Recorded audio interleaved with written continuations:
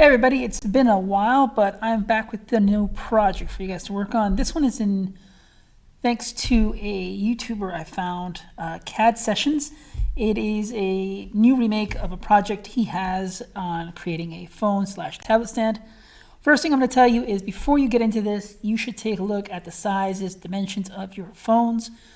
Make sure you have the lengths, the widths, and depths of the phone so that it'll make easier for you to design your phone/tablet stand. Again, make sure you have the size dimensions of your device before you start. It'll make it easier. If not, I'll give you some arbitrary numbers so that you can just use it and make it, and then you can go back and customize it however you want. All right, let's get into this. So this is what your project is going to look like when it's already completed. It's a pretty nice stand. It's going to be pretty easy to create if you follow my directions. If not, you can just play around, alter it a little, I want. So first thing we're going to do is we're going to create a new part studio. So in our part studio, first thing we're going to do is I'm going to turn off the top and the right, make sure I have the front view on, and I'm going to create a brand new sketch on the front. I just turned off the front. That was great of me. So we're going to create the front here, and we're simply going to start off with a bunch of lines. So first thing I'm going to do is create a line that comes across here, and we're going to make this 25.4 millimeters. I use millimeters just because I use 3D printing. It makes it easier when I export. And then we're going to make a nice vertical line right here, and we're going to make this at 5.08, just like that. Right. Now we're going to make two lines to the right. The first is going to be at 50.8 millimeters. And then we're going to create another line exactly like we did on the left at 5.08 millimeters. Okay, so that's pretty simple. So far, nothing too hard. So we're going to go back to the line tool, and I'm either going to press my L key or come over here to the L, and I'm going to make a line going across from here, right from the left side to the right down to the origin. So we're going to make it exactly at 25.4. We want this line to stay perfectly still, and we don't want this line to move. Now, we're going to take another line from the right side, and we're going to come across here, but we don't want to come to the origin. We want to stop right about here, and we want to set this at 45.541 millimeters. Okay, so now we have something that looks like that. All right, so now comes the fun part. Well, fun for me. So I'm going to take my line tool one more time, click on this point right here, and then I'm just going to go just angle this out here. Now, what I'm going to do is I'm going to create a 3-inch line. The reason I'm using a 3-inch line is because it is the average half of the height of most regular cell phones. Now, most regular cell phones are going to be about 6 inches or so long in height, but 3 inches is about right there. Now, the reason why we want that is so that when you're resting against the back of the phone, that it is set so that the camera is below it, so that it doesn't touch the camera and it has some room to flex and move around. Again, get the height of your camera, of your phones, and get the halfway mark, divide the height by 2, and you'll do it. So I'm just going to use arbitrary number for myself for 3 inches. Again, I'm using 3 inches, but on my project it's millimeters. It'll automatically convert into millimeters for me. That's 76.2.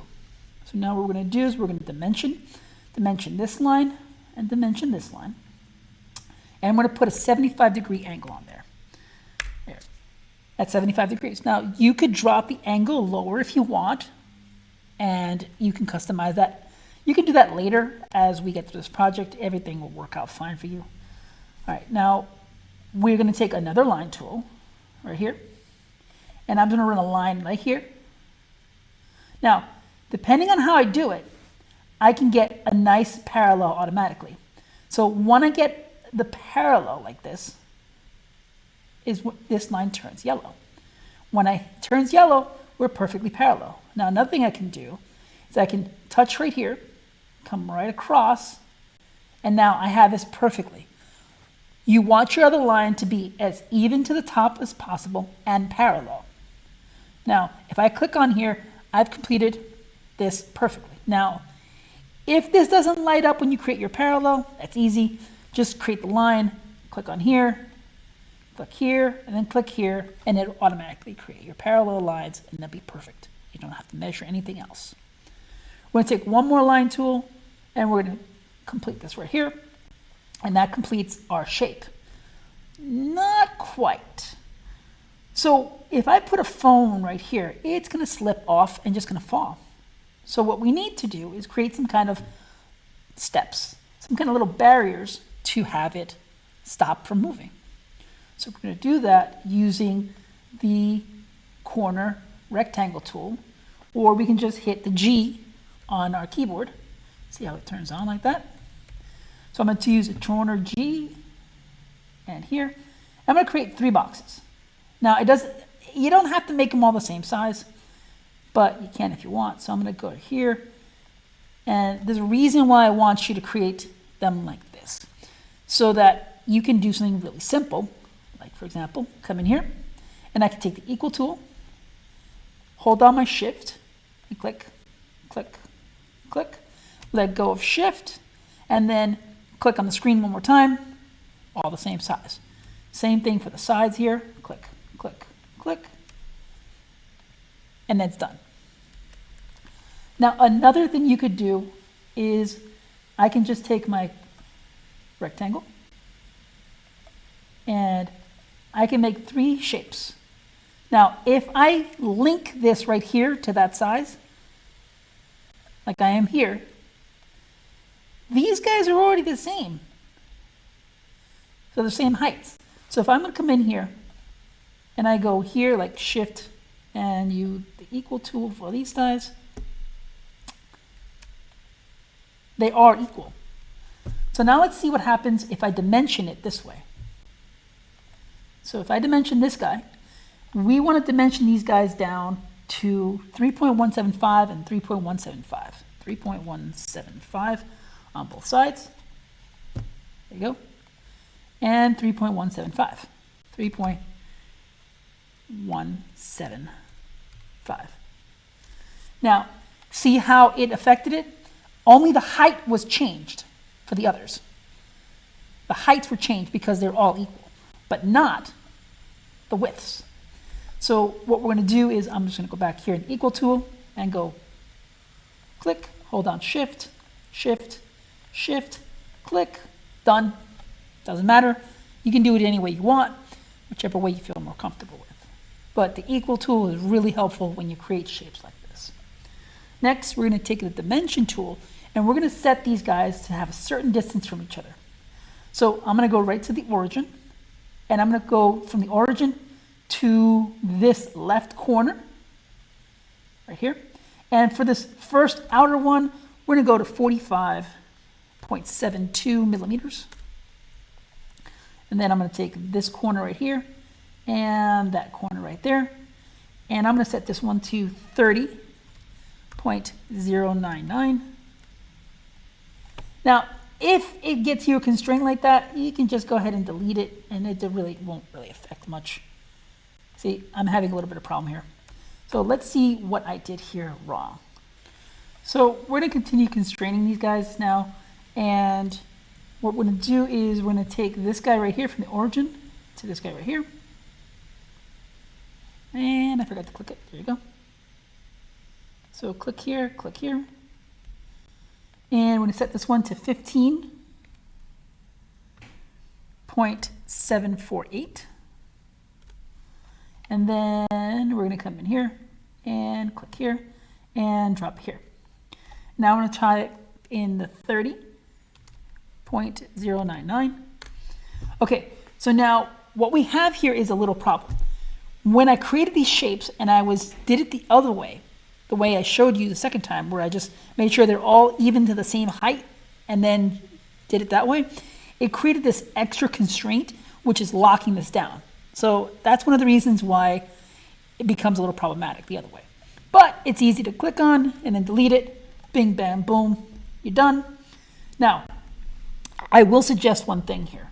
When you create this right here, you can save yourself an extra step by just going ahead and taking your trim tool and just deleting this and deleting that and deleting that.